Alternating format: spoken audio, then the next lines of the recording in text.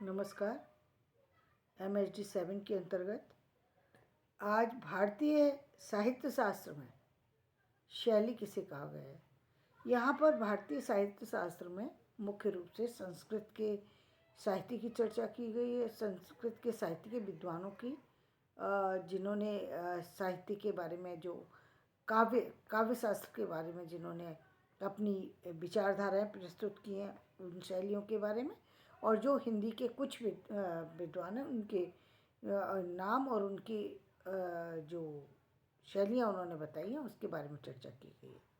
तो उसे मैं प्रस्तुत कर रही हूँ। भारतीय वाङ्मय में शैली शब्द नया नहीं है, यानी शैली शब्द बहुत पुराना है। यानी काव्य शास्त्र में कैसे लिखा जाए ये जो है बहुत पहले से बताया है। शैली माने एक विधा, लिखने की एक पैटर्न।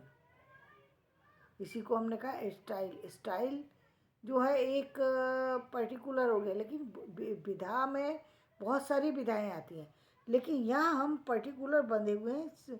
देखो, यहाँ पर पहले में हमने पाश्चात्य काव्य शास्त्र की बात की थी और ये है संपूर्ण साहित्य शास्त्र की बात। लेकिन साहित्य शास्त्र की बात होते हुए भी यहाँ पर उन्होंने केवल काव्य शास्त्र की ही बात की है। वो देखिए आप कैसे, मैं आप देखेंगे। देखिए, उन्होंने कहा है कि इस शब्द की व्युत्पत्ति संस्कृत के शील धातु से मानी गई है। किसकी? शैली की जो व्युत्पत्ति है वो किससे? शील धातु से। शील से शैली बनी है। और शील के जो शील में वो स्वार्थंग, डीपी या लोप। शील के अनेक अर्थ दिए गए हैं। कैसे? स्वभाव, लक्षण, झुकाव, आदत और चरित्र। शील के कितने लक्षण हैं? स्वभाव, लक्षण, झुकाव, आदत और चरित्र। ये शीलता के लक्षण हैं, शीलता के अंदर आने वाले मुख्य बिंदु हैं। शील के ये कहें, ये इसकी शील में की ये चीज़ें, मुख्य चीज़ें हैं, ये और मुख्य अर्थ हैं। और इसीलिए शील शब्द का संबंध व्यक्ति की विभिन्न विशेषताओं से भी जुड़ा हुआ है। बाद में वास्तुकला, चित्रकला, स्थापत्य कला, संगीत कला आदि के लिए भी इसका प्रयोग होता रहा। यानी हम कहने लगे वास्तु शैली कैसी है, चित्र शैली कैसी है, स्थापत्य शैली कैसी है, या संगीत शैली कैसी है, इस पर विचार किया जाए। अब तो बहुत सारी अन्य चीज़ों के लिए भी शैली शब्द का प्रयोग होने लगा है। तो शैली मैंने उसका बनाने का तरीका, उसका प्रयोग करने का तरीका। और स्टाइल में एक पर्टिकुलर, एक छोटा से उसमें जुड़ करके रह जाता है शब्द।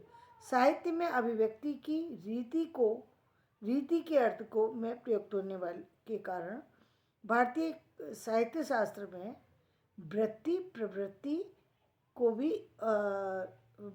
वृत्ति प्रवृत्ति रीति को भी काव्य मार्ग में शैली कहा गया है।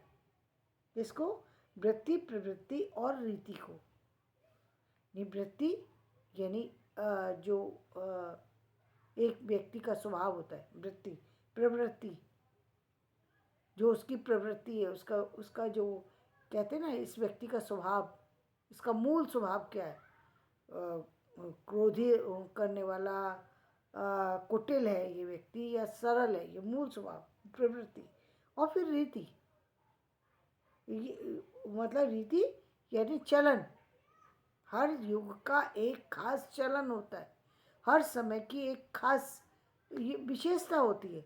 आज के समय की कुछ और विशेषता है, 2000 की कुछ और विशेषता थी, 2000 से पहले कुछ और थी, और 2050 में कुछ और होगी। तो हर युग की एक नई जो है वो रीति है।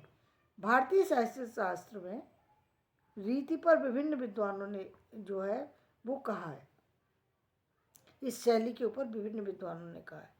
तो हम बात करें यदि, तो देखिए, भरत मुनि ने नाट्य शास्त्र में जिन प्रवृत्तियों और प्रवृत्तियों का विवेचन किया है वो देश की वेशभूषा, भाषा, आचार व्यवहार और वार्तालाप के विश्लेषण से मिलता है। यहाँ रीति संबंधी संकेत मिल जाते हैं, क्योंकि वृत्ति मानसिक तत्व है। मैंने कहा ना, वृत्ति मनुष्य की वृत्ति कैसी है ये उसकी मानसिकता से सूचित हो जाता है। इसका व्यक्त रूप प्रवृत्ति है और इन प्रवृत्तियों का सामूहिक तत्व सामान्यकृत रूप रीति है। भरत ने रीति को वक्ता के स्वभाव, उसकी संस्कृति और प्रादेशिक विशेषताओं से समीप लाने का कोशिश की है। दाक्षिणात्य, आवंती, ऑटर मागधी और पांचाली 4 प्रवृत्तियों का उल्लेख भी शास्त्र के अंदर मिल जाता है। बाद में दंडी ने इन प्रवृत्तियों को वैदर्भी और गौड़ीय काव्य मार्ग से भी जोड़ा है। वैदर्भ रीति और गौड़ीय रीति जिसे कहा गया है। उन्होंने काव्य मार्गों का यह वर्गीकरण भरत द्वारा प्रतिपादित रसाश्रित गुणों के आधार पर किया है। बामन ने जो इन रीतियों के बारे में बताया तो उन्होंने कहा, बामन ने कहा है विशिष्ट पद रचना रीति, विशिष्ट रूप से लिखी गई पदों की रचना। ये पद किसे कहते हैं? छंदबद्ध रचना। वो पद की रचना जो है वो रीति है। यानी जो उसके अंदर जो हम छंद योजना किससे बनती है? छंद योजना बनती है किसी मुख्य जो है हमारे जो छंद शास्त्र उसके आधार पर छंद योजना बनती है। छंद बहुत सारे हैं तो उन छंदों के आधार पर, उन छंदों का नाम अलग अलग है, तो उन छंदों के आधार पर इस पद रचना की विशिष्टता, गुण, विशेषो गुणात्मा। और इस पद रचना की विशेषता क्या है?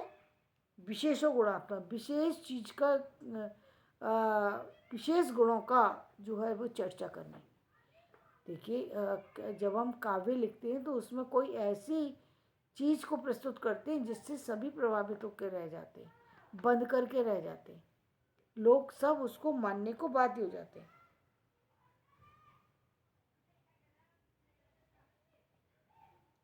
भरत की प्रवृत्ति और दंडी के काव्य मार्ग में बामन ने रीति की संज्ञा दी है। भामे ने जो शब्द और अर्थ, शब्दार्थ तो सहितो काव्यम कह करके इसको जो है मुख्य रूप से बताया है। उन्होंने शब्दार्थ तो सहित, शब्द और अर्थ सहित जो एक रचना होगी वो काव्य है, जिसमें शब्दों का खेल हो। काव्य रचना में शब्दों का खेल है, शब्द को ही तो सजाते हैं और अर्थ भी कोई विशेष अर्थ देती हो रचना, तब काव्य है। यदि केवल शब्द हैं तो काव्य नहीं है, लेकिन शब्द कोई अर्थ दे जाए विशेष, जो आपको सोचने के लिए छोड़ जाए, वो काव्य है।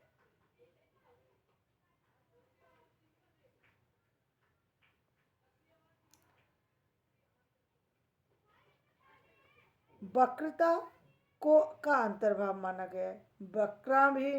वक्राभिधेय शब्दोक्ति रिष्टा वाचा मन अलंकृति। और इसी तरीके से वक्रोक्ति को जो है बहुत ज़्यादा महत्वपूर्ण माना गया है। और वक्रोक्ति के बारे में भी स्वामी ने भरपूर चर्चा की है, क्योंकि वक्रोक्ति यानी कविता जो है सीधे कहने की चीज़ नहीं है। कविता को कुछ घुमा करके कहा जाता है तो उसे ज़्यादा महत्वपूर्ण माना गया है। यह व्यंग्यार्थ जो है वो महत्वपूर्ण माना गया। आज के समय में उस व्यंग्यार्थ पर ज़्यादा महत्व ना देते हुए अविधार्थ पर ज़्यादा महत्व दिया जा रहा है। यानी आज सीधी बात रखने के को महत्व दिया जा रहा है। कारण ये है कि उस समय लोग जो है कुछ लोगों तक ही कविता पहुंच पाती थी। अब आप बात को घुमा फिरा करके कहेंगे तो ज़रूरी नहीं है कि वो बात हर व्यक्ति तक पहुंच जाए, लेकिन एक सीधी कही गई बात सबको समझ में आती है। जहाँ डाल डाल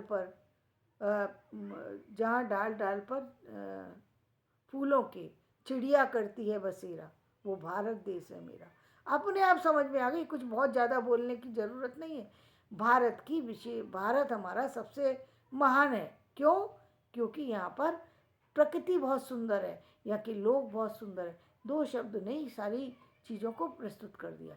भारत की शोभा को प्रस्तुत कर दिया, भारत के सौंदर्य को प्रस्तुत कर दिया, संस्कृति को प्रस्तुत कर दिया। तो ये होती है काव्य की, ये अभिधा में ही कही गई बात है, लेकिन बहुत दिल तक छू जाने वाली बात है, तो इसलिए महत्वपूर्ण है। तो पहले वक्रोक्ति को लेकिन महत्व दिया जाता था, जैसे कोई सागर दिल को बहलाता नहीं, ये वक्रोक्ति है। मगर बात को इस तरीके से कहना कि बात जो समझने वाला, देखने में तो बहुत सीधा लग रहा है ये, कि कोई सागर दिल को, यानी व्यक्ति जो है इतना दुखी है कि उसको कोई भी चीज़ जो है सुख नहीं पहुंचा पा रही। देखने में ये बहुत सरल लग रहा है, लेकिन मूल बात वो ये कहना चाहता है कि आज मुझे कुछ भी अच्छा नहीं लग रहा, मेरे अंदर इतना उदासी है, इतनी उदासी है, मुझे कुछ भी अच्छा नहीं लग रहा। तो ये बात को रखने का तरीका है। तो पहले इस चीज़ को महत्व दिया जाता था, लेकिन ये सब तक पहुंच नहीं सकती। इसके शब्द बहुत सुंदर हैं, हालांकि ये हिंदी की रचना, इसलिए बहुत लोगों तक पहुंच सकती थी। पहले संस्कृत में जो वक्रोक्ति को रखने की जो परंपरा थी, वो तो बहुत कम लोगों तक पहुंच पाती है। तो इसके लिए वक्रोक्ति के लिए कहा है, शब्दार्थो सहितो वक्र कवि व्यापार शालिनी बंदे व्यवस्थितो काव्यम तदेवालाद करणी। तो इस तरीके से वक्रोक्ति की के बारे में चर्चा की है। आज इसी तरीके से हिंदी में कुछ लोगों ने इसको जो है प्रस्तुत किया है। तो श्याम सुंदर दास जी कहते हैं, शब्द योजना, वाक्यांशों का प्रयोग और वाक्यों की बनावट, ध्वनि आदि को शैली कहा गया है। उन्होंने क्या कहा, शब्द योजना अच्छी हो, वाक्यांशों का प्रयोग अच्छा किया हो, जो वाक्यांश उसमें लिए गए हों, जो भी चाहे मुहावरेदार लिया गया हो या सीधा कहा गया हो, वो वाक्यांश, वाक्यों की बनावट उसकी अच्छी हो, तो उसको शैली कहेंगे, उसको काव्य की शैली कहेंगे। तुकांत और अतुकांत, ये शैली हो गई। इसमें भी बहुत सारी अन्य चीज़ें हैं जो अलग से समझने की है। आचार्य रामचंद्र शुक्ल ने शैली पर कोई विशेष चर्चा नहीं की है, लेकिन उन्होंने काव्य भाषा पर चर्चा करते हुए अंत तत्वों में इस चीज़ का विश्लेषण किया। उन्होंने काव्य भाषा के 4 तत्व स्वीकार किए: लक्षणा शक्ति, विशेष रूप व्यापार सूचक, वर्ण विन्यास और साभिप्राय विशेषण। यानी लक्षणा शक्ति, कोई लक्षण देना, जैसे कहते हैं चंद्रमा की तरह सुंदर है, चंद्रमा को से उसकी तुलना कर दी गई कि चंद्रमा जैसा सुंदर दिखाई देता है ना, इतनी सुंदर है वो व्यक्ति, इतना सुंदर है वो व्यक्ति जितना चंद्रमा सुंदर दिखाई देता है लक्षण के द्वारा। तो ये लक्षण हो गए, किसी के लक्षण के द्वारा दूसरे को। विशेष रूप व्यापार द्वारा, विशेष रूप व्यापार द्वारा यानी कोई विशेष रूप व्यापार, कोई ऐसे भी रूप व्यापार बता दिया, कोई ऐसी चीज़ बता दी तो उसके द्वारा, कि जैसे कि हीरे जैसी चमक वाली विशेष वस्तु से तुलना कर दी। रूप वर्ण विन्यास द्वारा, कोई शब्द से ऐसी चर्चा कर दी कि जो शब्द ने उसकी सुंदरता को चित्रित कर दिया, उसके रूप को चित्रित कर दिया।